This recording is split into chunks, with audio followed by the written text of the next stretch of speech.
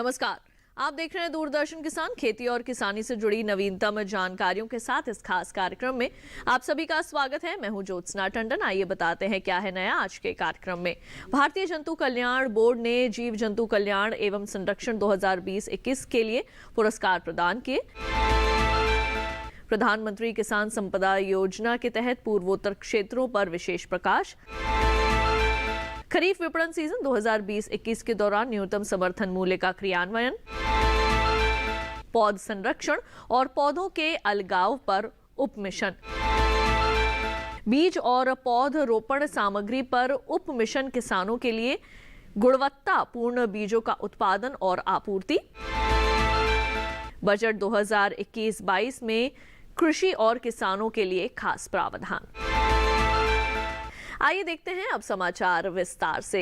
देश में जीव जंतु कल्याण एवं संरक्षण के लिए काम करने वाली शीर्ष संस्था भारतीय जंतु कल्याण बोर्ड ने जीव जंतु कल्याण के क्षेत्र में अतुलनीय योगदान देने वाले व्यक्तियों, संगठनों और कॉरपोरेट्स को वर्ष 2021 के लिए 14 प्रणाली मित्र और जीवदया पुरस्कार प्रदान किए। आइए देखते हैं इसी पर आधारित हमारी रिपोर्ट।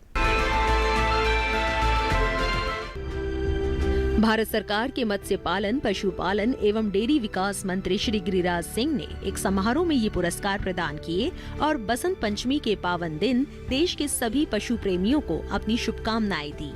देश में जीव जंतु कल्याण एवं संरक्षण के लिए काम करने वाली शीर्ष संस्था भारतीय जंतु कल्याण बोर्ड यानी AWBI ने जीव जंतु कल्याण के क्षेत्र में अतुलनीय योगदान देने वाले व्यक्तियों, संगठनों और कॉरपोरेट्स को वर्ष 2021 के लिए 14 प्राणी मित्र और जीवदया पुरस्कार प्रदान किए। श्री सिंह ने पुरस्कार विजेताओं को जीव जंतु कल्याण के क्षेत्र में निस्वार्थ सेवा करने के लिए बधाई दी। उन्होंने कहा कि लोगों और संगठनों को इस प्रकार के पुरस्कार दिए जाने से ज्यादा आम लोगों को जीव जंतुओं का संरक्षण करने के लिए प्रोत्साहित किया जा सकेगा।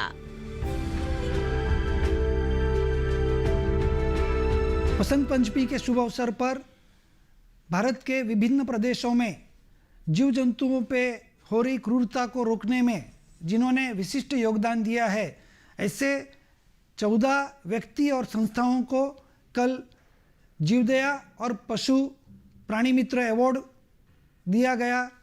हमारे माननीय मंत्री महोदय गिरिराज सिंह इस कार्यक्रम में उपस्थित थे और उन्हीं के हाथ से ये अवार्ड वितरण हुआ।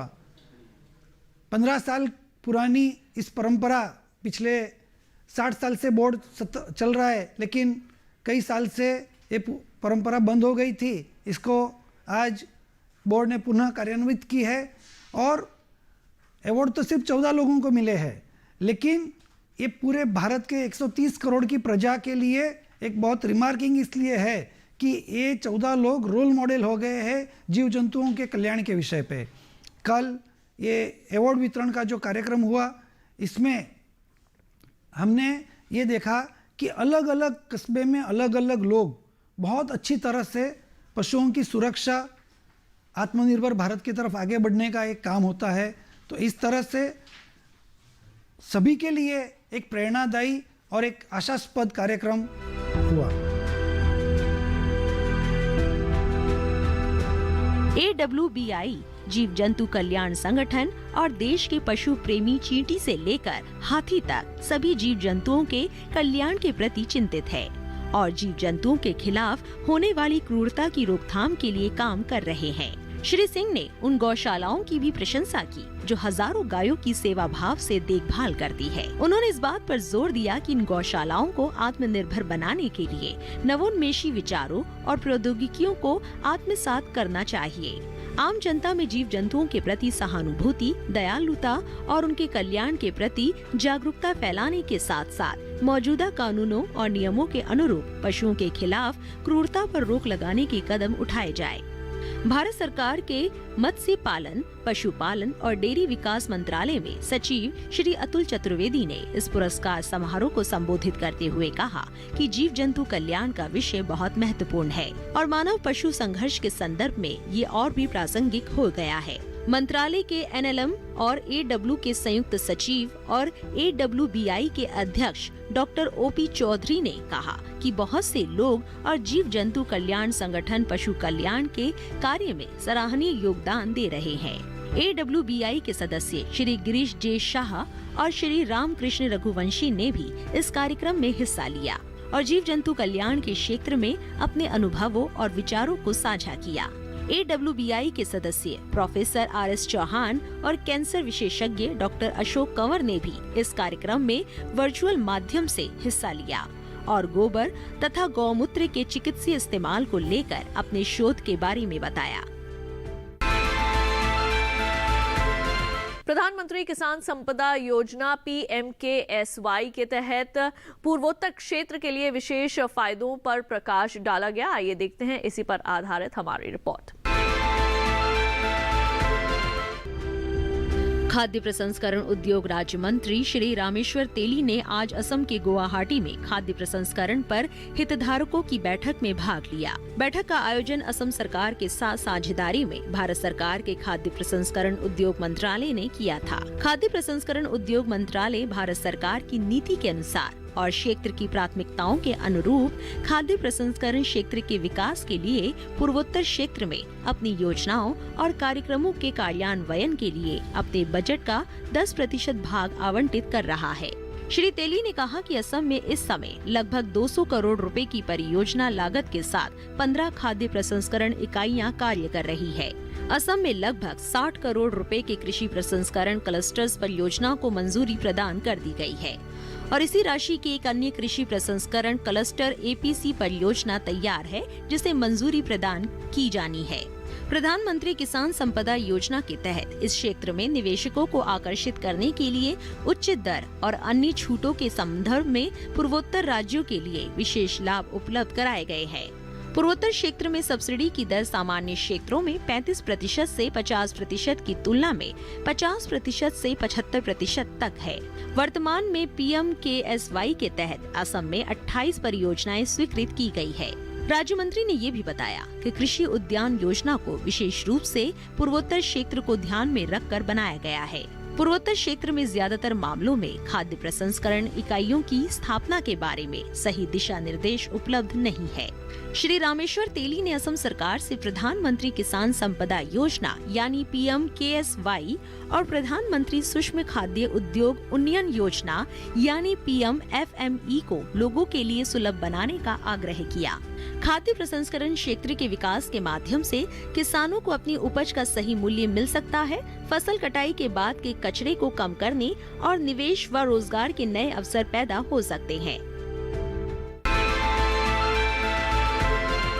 खरीफ विपणन सत्र 2020-21 के दौरान सरकार द्वारा अपनी मौजूदा MSP योजनाओं के अनुसार ही किसानों से न्यूनतम समर्थन मूल्य पर खरीफ फसलों की खरीद प्रक्रिया जारी है। आइए देखते हैं इसी पर आधारित ये खास रिपोर्ट। धान की खरीद में पिछले वर्ष की खरीद के मुकाबले 15.64% की वृद्धि हुई। मौजूदा खरीफ विपणन सत्र में अब तक 643,74,000 मीट्रिक टन धान खरीदा गया। सरकार ने पंजाब से 202,82,000 मीट्रिक टन धान की खरीद की है, जो कुल खरीद का 31.50% है। सरकार ने अपनी नोडल एजेंसियों के माध्यम से 3,09,190.34 मीट्रिक टन दलहन और तिलहन खरीदा। खरीफ विपणन 2020-21 के दौरान सरकार द्वारा अपनी मौजूदा MSP योजनाओं के अनुसार ही किसानों से न्यूनतम समर्थन मूल्य पर खरीफ फसलों की खरीद प्रक्रिया जारी है। खरीफ 2020-21 के लिए धान की खरीद सुचारू रूप से चल रही है। पंजाब, हरियाणा, उत्तर प्रदेश, तेलंगाना, उत्तराखंड, तमिलनाडु, चंडीगढ़, जम्मू और कश्मीर, केरल, गुजरात, आंध्र प्रदेश, छत्तीसगढ़, ओडिशा, मध्य प्रदेश, महाराष्ट्र, बिहार, झारखंड, असम, कर्नाटक, पश्चिम बंगाल और त्रिपुरा से धान की खरीद की जा रही है। 15 फरवरी 2021 तक इन राज्यों तथा केंद्र शासित प्रदेशों के किसानों से 643,74,000 मीट्रिक टन से अधिक धान की खरीद की जा चुकी है। समान अवधि में पिछले वर्ष केवल 556,65,000 मीट्रिक टन धान की खरीद हो पाई थी। इस वर्ष में अब तक की गई धान की खरीद में पिछले वर्ष के मुकाबले 15.64% की वृद्धि दर्ज देखी गई है। 643,74,000 मीट्रिक टन धान की कुल खरीद में से अकेले पंजाब की हिस्सेदारी 202,82,000 मीट्रिक टन है, जो कि कुल खरीद का 31.50% है। प्रदेशों से मिले प्रस्ताव के आधार पर तमिलनाडु, कर्नाटक, महाराष्ट्र, तेलंगाना, गुजरात, हरियाणा, उत्तर प्रदेश, ओडिशा, राजस्थान और आंध्र प्रदेश जैसे राज्यों से खरीफ विपणन सत्र 2020 के लिए मूल्य समर्थन योजना के तहत 51,92,000 मीट्रिक टन दलहन और तिलहन की खरीद को भी मंजूरी प्रदान की गई है। आंध्र प्रदेश, कर्नाटक, तमिलनाडु और केरल राज्यों से 1,23,000 मीट्रिक टन खोपरा यानी 12मासी फसल की खरीद के लिए भी स्वीकृति दी गई है। गुजरात, मध्य प्रदेश, महाराष्ट्र, आंध्र प्रदेश, तेलंगाना और तमिलनाडु से रबी विपणन 2020-21 के लिए 22,55,000 मीट्रिक टन दलहन और तिलहन की खरीद को मंजूरी प्रदान की गई थी। राज्य की नामित खरीद एजेंसियों के माध्यम से केंद्रीय नोडल एजेंसियों द्वारा इन राज्यों तथा केंद्र शासित प्रदेशों को मूल्य समर्थन योजना के अंतर्गत दलहन, तिलहन और खोपरा फसल की खरीद के प्रस्तावों की प्राप्ति पर भी मंजूरी दी जाएगी। सरकार ने अपनी नोडल एजेंसियों के माध्यम से 3,09,190.34 मीट्रिक टन मूंग, उड़द, तुअर, मूंगफली की फली और सोयाबीन की खरीद MSP मूल्यों पर की है। इस खरीद से तमिलनाडु, कर्नाटक, महाराष्ट्र, गुजरात, हरियाणा और राजस्थान के 1,67,670 किसानों को 1,665 करोड़ 12 लाख रुपए की आय हुई है। 5,089 मीट्रिक टन खोपरा की खरीद कर्नाटक और तमिलनाडु राज्यों से की गई है। इस दौरान 3,961 किसानों को लाभान्वित करते हुए 15 फरवरी 2021 तक न्यूनतम समर्थन मूल्य पर 52 करोड़ 40 लाख रुपए की अदायगी की गई है। न्यूनतम समर्थन मूल्य योजना के तहत ही पंजाब, हरियाणा, राजस्थान, मध्य प्रदेश, महाराष्ट्र, गुजरात, तेलंगाना, आंध्र प्रदेश, ओडिशा और कर्नाटक राज्यों से कपास की खरीद का कार्य भी सुचारू रूप से जारी है। 18,91,958 किसानों से 26,656 करोड़ 61 लाख रुपए के MSP मूल्य पर कपास की 91,40,038 गांठों की खरीद की जा चुकी है। अभी समय हो चला है एक छोटे से ब्रेक का। जल्द लौटेंगे वापस, कहीं मत जाइए, देखते रहिए दूरदर्शन के साथ।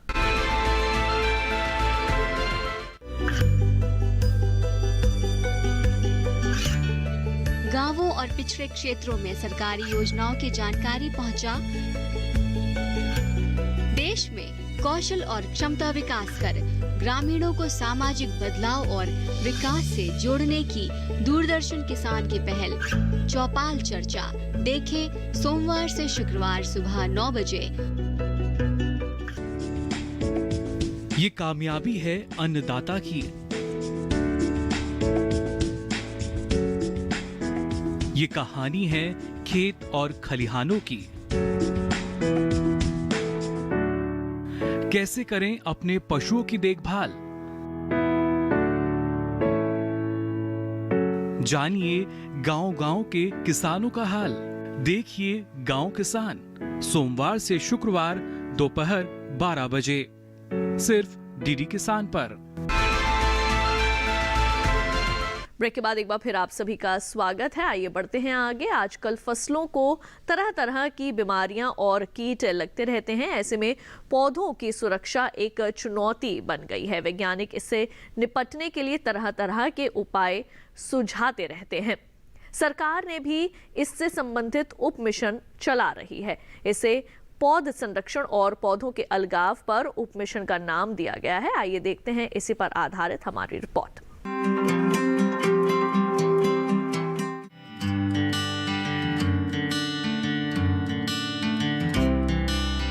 पौध संरक्षण और पौधों के अलगाव पर उप मिशन असल में हरित क्रांति से जुड़ी कृषोन्नति योजना का हिस्सा है।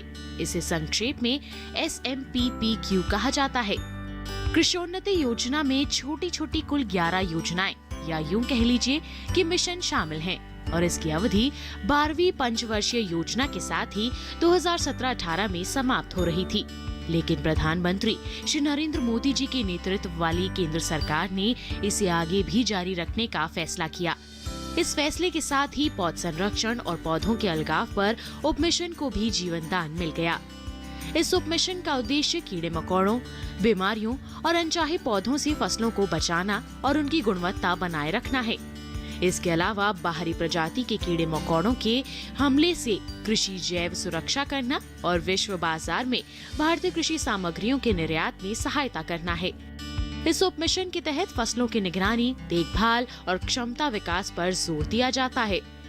खासतौर से कीट प्रबंधन को आधुनिक बनाना और उसे मजबूती देना इसका अहम हिस्सा है। एकीकृत कीट प्रबंधन भी इसी उपमिशन में शामिल है। इसका मकसद सांस्कृतिक, यांत्रिक और जैविक तरीकों से कीट नियंत्रण करना है।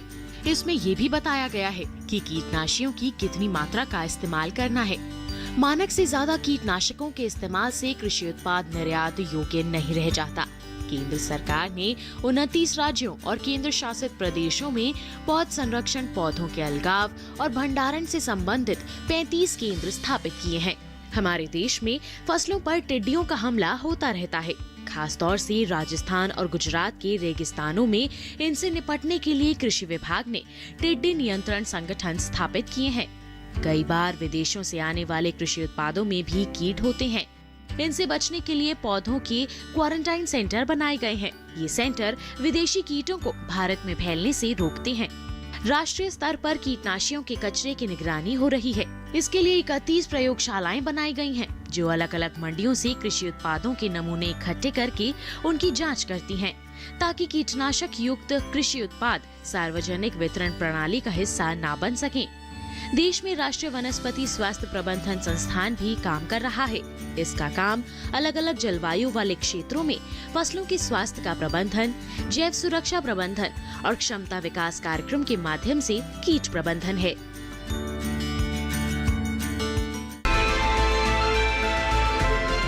बीज और पौध रोपण सामग्री पर उप मिशन किसानों के लिए गुणवत्तापूर्ण बीजों का उत्पादन और आपूर्ति, ग्राम पंचायत स्तर पर 500 मीट्रिक टन क्षमता की बीज प्रसंस्करण सह भंडारण गोदाम इकाइयों की स्थापना के लिए राज्यों को वित्तीय सहयोग उपलब्ध कराया गया।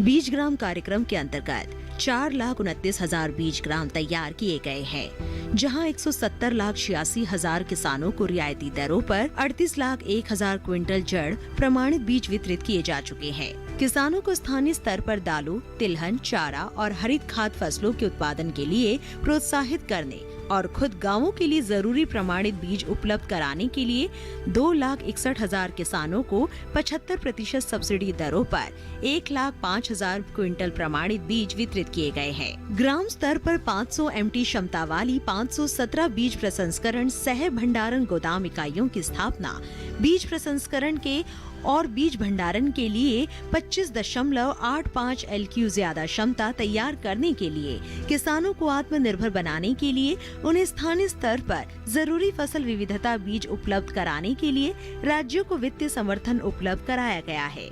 पूर्वोत्तर राज्यों और केंद्र शासित प्रदेश जम्मू व कश्मीर, लद्दाख, हिमाचल प्रदेश, उत्तराखंड और पश्चिम बंगाल के पर्वतीय दुर्गम क्षेत्रों को सस्ते मूल्य पर समयबद्ध उपलब्धता सुनिश्चित करने के उद्देश्य से 10,37,000 क्विंटल बीजों की आपूर्ति के लिए वित्तीय सहायता उपलब्ध कराई गई है। राष्ट्रीय बीज रिजर्व के अंतर्गत सूखा, चक्रवात और बाढ़ आदि प्राकृतिक आपदाओं और अप्रत्याशित स्थितियों के दौरान दोबारा बुआई के लिए किसानों की जरूरतें पूरी करने के उद्देश्य से अल्प और मध्यम फसल प्रजातियों के 17,01,000 क्विंटल बीज रखे गए हैं।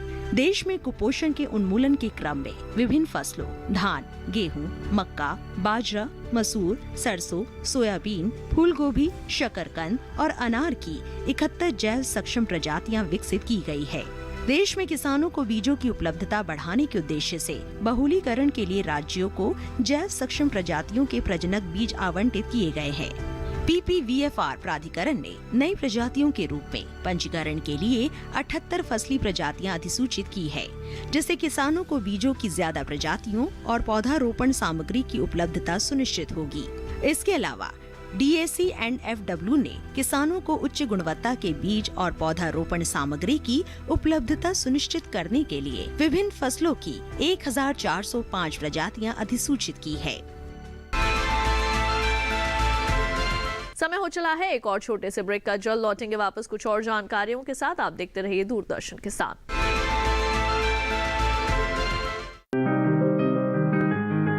बीमारियों से कैसे बचेगी फसल, मवेशियों की मुश्किलों का क्या है हल, कहां से लाएं बीज, कितनी लगेगी खाद, किसानों के हर फोन का विशेषज्ञ देंगे जवाब। देखिए हेलो किसान लाइव सोमवार से शुक्रवार शाम 6 बजे।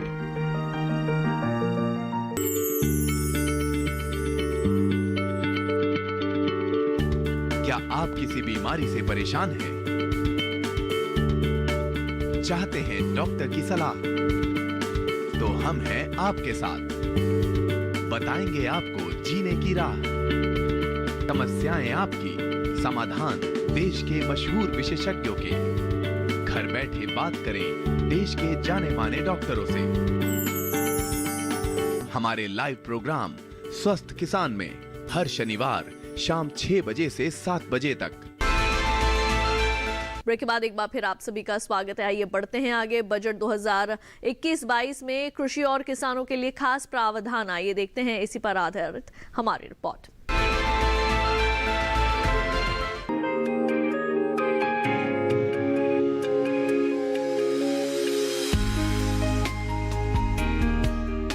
फरवरी को केंद्रीय वित्त एवं कॉरपोरेट कार्य मंत्री श्रीमती निर्मला सीतारमन ने पहला डिजिटल केंद्रीय बजट पेश किया। ये इस दशक का पहला बजट था। बजट में कृषि क्षेत्र को सहायता प्रदान करने के लिए कुछ और कदम उठाए गए हैं। आम बजट में आत्मनिर्भरता का ध्येय निहित है और कोरोना संकट काल के बाद राष्ट्र को मजबूती से विकास के मार्ग पर आगे बढ़ाने के लिए समुचित प्रयास और प्रावधान किए गए हैं। साल 2021-22 का बजट प्रस्ताव 6 स्तंभों पर आधारित है। इन स्तंभों में स्वास्थ्य और खुशहाली, भौतिक एवं वित्तीय पूंजी और अवसंरचना, आकांक्षी भारत के लिए समावेशी विकास, मानव पूंजी को फिर से ऊर्जावान बनाना, नवाचार और अनुसंधान व विकास एवं न्यूनतम सरकार और अधिकतम शासन को शामिल किया गया है। सरकार किसानों के कल्याण के लिए शुरुआत से ही प्रतिबद्ध रही है।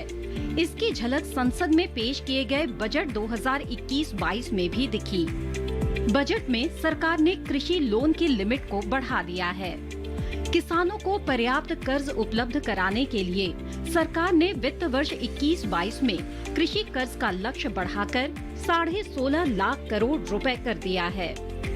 वित्त मंत्री ने बजट भाषण में कहा कि हम पशुपालन, डेयरी और मत्स्य पालन के लिए ऋण प्रवाह सुनिश्चित करने पर ध्यान केंद्रित करेंगे।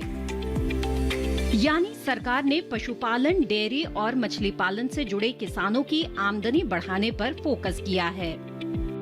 किसानों को खेती से जुड़ी जरूरतों को पूरा करने के लिए पैसों की जरूरत होती है।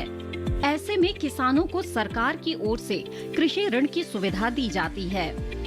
देश के किसानों को पर्याप्त कृषि ऋण उपलब्ध कराने और अधिक से अधिक किसानों तक किसान क्रेडिट कार्ड का लाभ पहुंचाने के लिए कृषि ऋण के लक्ष्य को 15 लाख करोड़ रुपए से बढ़ाकर 16.5 लाख करोड़ रुपए किया गया है।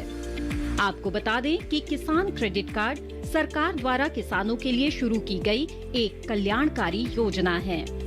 सरकार ने मई 2020 में मछुआरों और पशुपालन उद्योग से जुड़े कृषक समेत 2.5 करोड़ किसानों को किसान क्रेडिट कार्ड के जरिए 2 लाख करोड़ रुपए का रियायती कर्ज देने की घोषणा की थी।